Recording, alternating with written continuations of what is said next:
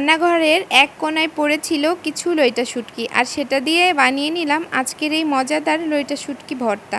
আর এটা খেতে অনেক বেশি মজা হয়েছিল। আর এটা তৈরি করার জন্য প্রথমে আমি এই যে কিছু লইটা শুটকি ছিল সেটা আমি একটু ভেজে নিচ্ছি 2 মিনিটের মতো। 2 মিনিট ভেজে নেওয়ার পরে আমি এটা গরম পানি দিয়ে খুব ভালো করে পরিষ্কার করে নিব।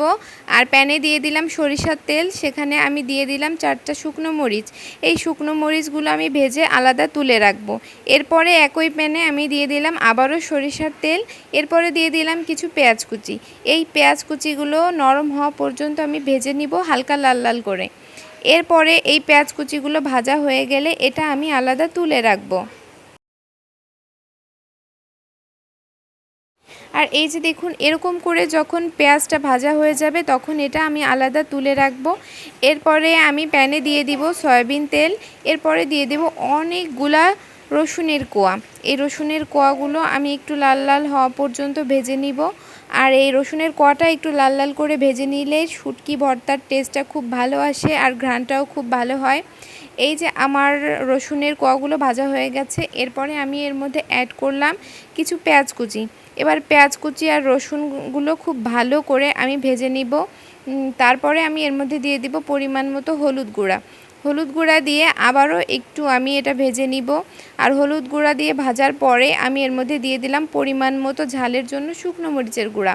এখানে চাইলে আপনারা ঝালটা কম বেশি করে নিতে পারেন, তবে ঝালটা বেশি হলে ভর্তাটা খেতে অনেক বেশি ইয়াম্মি হয়।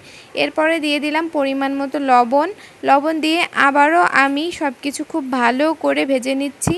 আর এটা ভাজা একটু হয়ে গেলে এরপরে আমি এখানে দিয়ে দিলাম রসুন বাটা আর জিরা বাটা।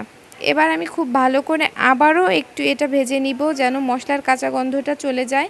তারপরে আমি এর মধ্যে অ্যাড করলাম ধনিয়া গুঁড়া দিয়ে আমি আবারও একটু কিছু সময় ভেজে নিব। আর এই মশলাটা একটু যত বেশি ভাজা ভাজা হবে ভর্তার টেস্টটা তত বেশি ভালো আসবে।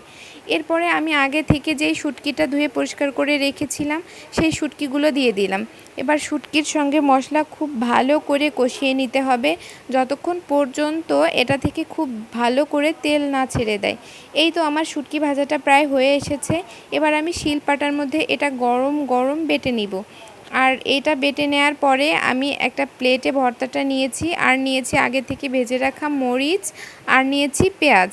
এবার লবণ দিয়ে মরিচটা খুব ভালো করে চটকে চটকে মেখে তারপরে পেঁয়াজের সঙ্গে আবারও মরিচগুলো খুব ভালো করে মেখে ভর্তাটা মাখিয়ে নিব। আর এই তো দেখুন কত সহজে আমি তৈরি করে ফেললাম মজাদার লোভনীয় লইটা শুটকি ভর্তা। আর ভর্তাটি কেমন লেগেছে আপনাদের সেটা অবশ্যই কমেন্ট করে জানাবেন। সবাই ভালো থাকবেন। আল্লাহ হাফেজ।